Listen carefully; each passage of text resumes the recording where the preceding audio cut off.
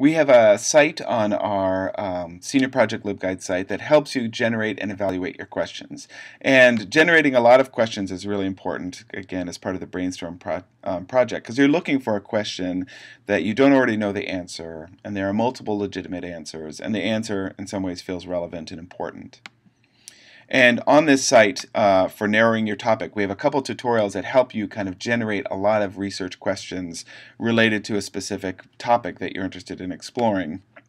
Here's a list that I did for veganism, and these questions are really good just because they give me different ways of exploring the question, the topic.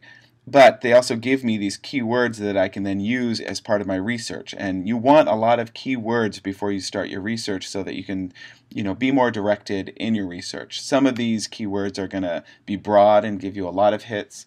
Some of them are going to be narrow and give you fewer hits. But it's important to have kind of a combination of the two so that you can start to look for information, more easily. And then again, you're going to do a lot of reading in order to find this information. So let's follow this example of vegans. So if my topic is vegans, I may start out with a question, is a vegan diet unhealthy?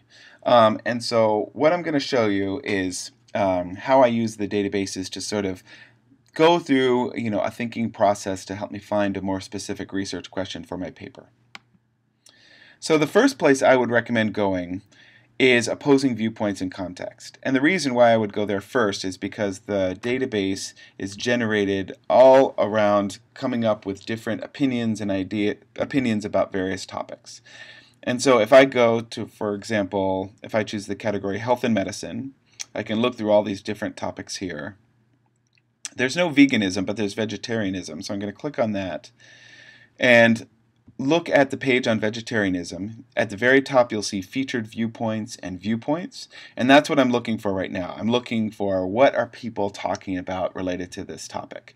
And here's an interesting article that it's, a diet is unhealthy for most people, which kind of surprises me because I think of vegetables as being healthy. And so it's good I found an article that is on the opposite sort of side of what I expect most of my answers to be. I can also use a related search to find other related topics, and there is information on veganism. And so if I just sort of scroll through here, I can find reference, news, magazines, academic journals. And my focus is going to be more on academic journals because that's more appropriate for this kind of high-level research that you're doing. I read this article about high schools and how a teacher got fired for promoting veganism in his class, and I thought that was interesting. That sort of gives me a new way of thinking about this question, which is, do most vegans have strong political views? And so now that's sort of an interesting question for me, moving away from the idea of is it healthy to what's the association with diet and politics, I think is kind of more interesting for me. And so I'm going to explore that one. And for that one, I'm going to go back to our databases, and I'm going to use the Mountain View Public Library. You all have eLibrary cards for this now, and what I would recommend you using is EBSCOhost Research Database right here. And you'll punch in your library card here.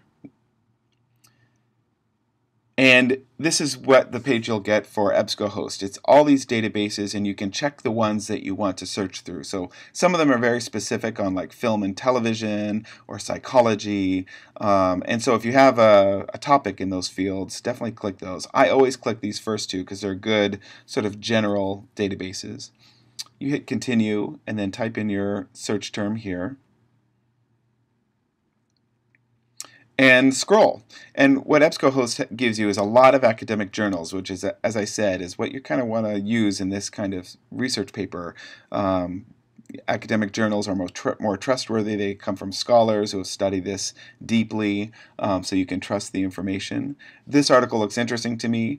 The Avant-Garde of Abstinence, which is about this sort of punk rock movement, devoted to abstinence of all forms, including, meat eating. And it sort of gives me a profile of a group that's really taken veganism to its extreme, and that might be interesting for my paper to include in the paper. But it also sort of gives me another question, which is, how do social political movements help shape your identity? Now, this is broader than the subject of veganism, but that's okay. I need both broad sort of subjects as well as specific subjects. So with that question, I'm going to go and look at JSTOR, which is probably our most academic database. Here you're going to find a lot of scholarly research on your topic. And so the articles are going to be a little denser. They're going to be written for an academic audience, sort of college and university audience. And you can just look at the titles and see how it's a little bit more academic than some of the titles we saw under Gale and EBSCOhost. But this one looks interesting because I'm looking at now how identity is shaped through collective movements. And this looks like it'll be perfect for me. So just to make sure, though, what I would recommend you always do is read the summary or the abstract of the article.